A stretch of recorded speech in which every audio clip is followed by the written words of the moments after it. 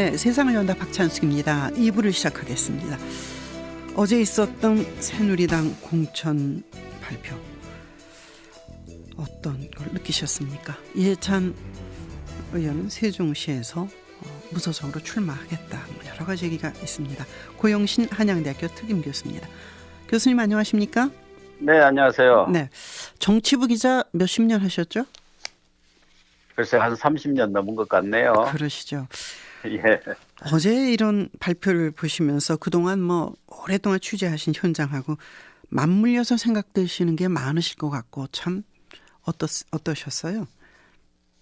정치가 변한 게 없다. 정치는 돌고 도는구나 하는 생각이 들고요. 네네. 이 공천 결과를 보더라도 어제 새누리당의 경우 사실은 유승민계 공천 학살로 드러났지 않습니까? 네네. 이것도요. 사실은 저는 13대 총선 때 보면은 네. 그 당시 이종찬 씨라는 그분이 아주 상당한 계보를 갖고 있었고 또 그 당시 상당히 그 실력자로 네. 이렇게 두드러졌었는데 그때 공천의 핵심이 이종찬 씨를 자르느냐 마느냐가 최대 관심사였는데 네. 이종찬 씨 한 사람만 남기고 그 손발을 다 잘랐어요. 그래서 고립화시켰거든요. 네. 저는 오래전부터 유승민 의원의 공천 문제를 놓고 아마 유승민계 손발을 다 자름으로써 네. 앞으로 정치적으로 사실상 힘을 쓸 수 없는 방향으로 가지 않겠나 네. 이렇게 예언을 했었는데 아직까지는 그런 방향으로 가고 있습니다. 네. 그래서 돌고 도는구나 하는 생각이 들고 예. 특히 어제 또 공천에 있어서 두드러진 것은 막말 파문을 일으킨 윤상현 의원의 공천 탈락이죠. 어떻게 네. 보면은 국민의 눈높이에서 보면은 아주 당연한 건데 네. 윤상현 의원을 내주면서 네네. 이른바 대구의 진박계라는 사람들을 많이 살렸습니다. 그렇죠. 그러니까 네. 진박계를 살리는 대신에 윤상현 의원을 공천에서 컷오프시킨 것이죠. 네. 즉 윤상현 의원을 친박계 입장에서는 읍참마속하고 그 이외에 그렇죠. 진박이나 친박을 많이 살리고 유승민계 손발을 자르고 그리고 친이계 좌장이라는 이재호 그리고 진영 의원 쫙 잘랐네요. 그러니까 비박들에 대해서 아주 공천 학살까지는 아니지만 대거 탈락을 시켰죠.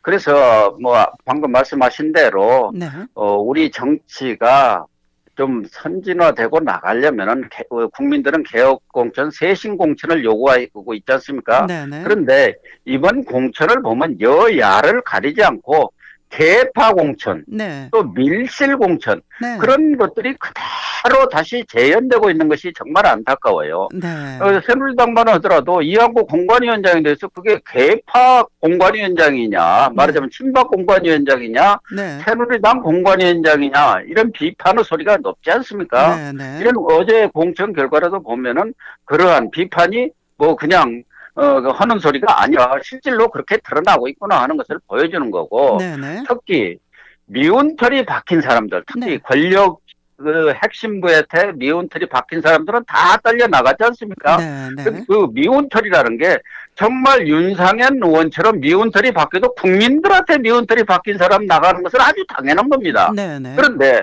권력자한테 좀 쓴소리를 했다고 해서 네. 또 최고 권력자의 어떤 정책 방향과 다른 얘기를 했다고 해서 그게 공천 탈락의 사유가 될 수는 없는 거 아닙니까? 네. 민주주의 사회라는 게 이런 얘기 저런 얘기 반대 얘기도 있고 네. 찬성하는 얘기도 있어야지 권력자가 한마디 하면 전부 네 옳습니다 하고 그게 따라가는 게 그게 민주주의입니까? 네. 그래서 유승민 의원이 늘 헌법 1조를 들먹이고 있는 거 아닙니까? 네. 대한민국은 민주공화국이다. 이게 권력자 입장에서 보면 가장 눈에 거슬리는 거죠. 네. 대한민국이 민주공화국이라고 자꾸 주장하는 것은 지금 민주공화국이 아니라는 얘기 아닙니까? 네. 네. 그걸 봐줄 수가 없는 거죠. 예. 저는 또 하나 이제 그 주호영 의원이요. 대구에. 예.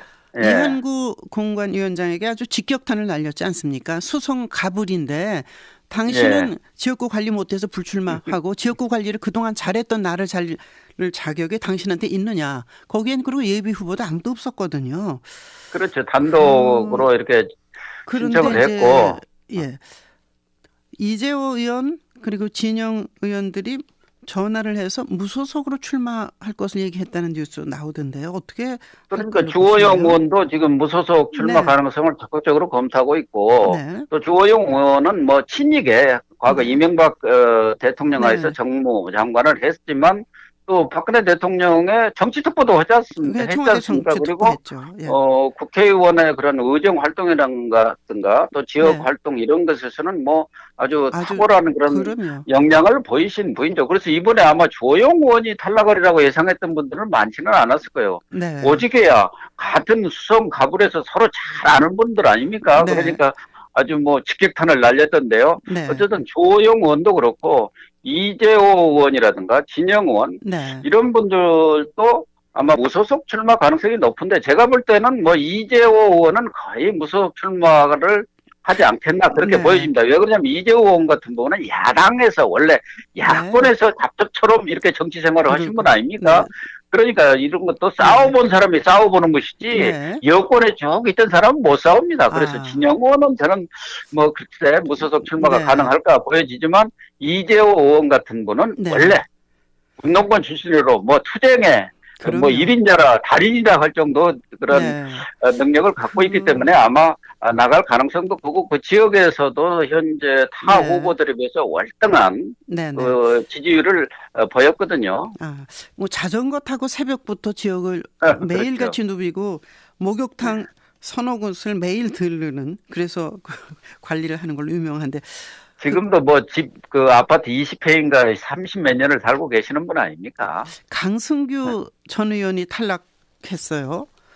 아마 강승규 마포 전 의원이 갑. 그렇지 네. 않아도 지난번 안대희 전- 후보가 내렸을 네. 때 새누리당을 개 무슨 당이냐 이렇게까지 아주 그거를 하시면서 네. 분통을 터뜨리신 분인데 이번에 정말 지금 아마 여론조사 없이 네. 본인으로서는 청천벽력 정도가 아니라 지금 그러게요. 아마 말을 못할 정도로 흥분해 있지 않을까 하는 생각이 드는데요. 예. 후보로서는 아직까지 안대희 후보와 경쟁력에 있어서 꾸준히 앞서온 상태이기 때문에 네. 최소한도 경선은 붙여주지 않겠느냐. 거기서 진다면 승부가 네. 오겠고 다만 본인은 100% 여론조사보다는 네. 네. 당원 30% 근데- 여론조사 70% 이걸 요구해 왔는데 그거 저거 없이 그냥 바로 안대희 후보 단수공천으로 전략공천을 한 거죠. 예. 참 뭐 여러 가지 그런데요, 생각이 하나는 네.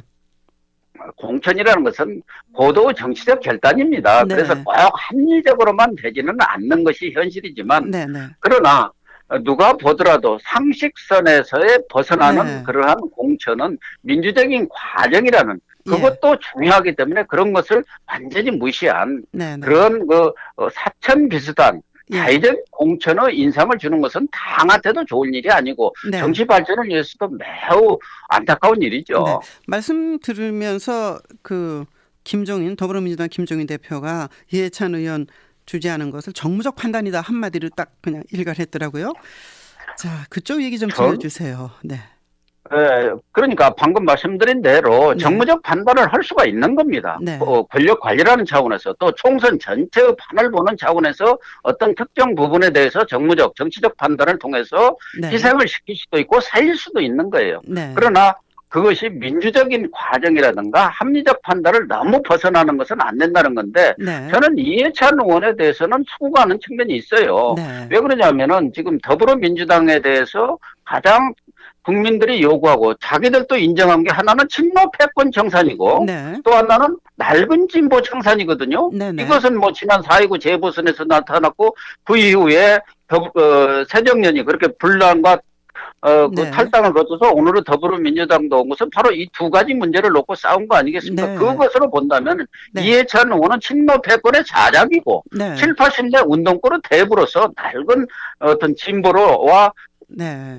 친노 패권을 상징하는 분이기 때문에 네. 네. 그 상징성 때문에 아마 네. 김종인 대표께서 다른 분들 친노 패권의 핵심들은 자르지 못하고 네. 대신 그 좌장과 상징. 또 네. 비리 막말 갑질 소위 말해서 이 3종 세트의 상징적인 정청래 의원 두 분을 잘라내므로써 네. 효과를 극대화하면서 국민들한테는 쇄신 공천을 했다.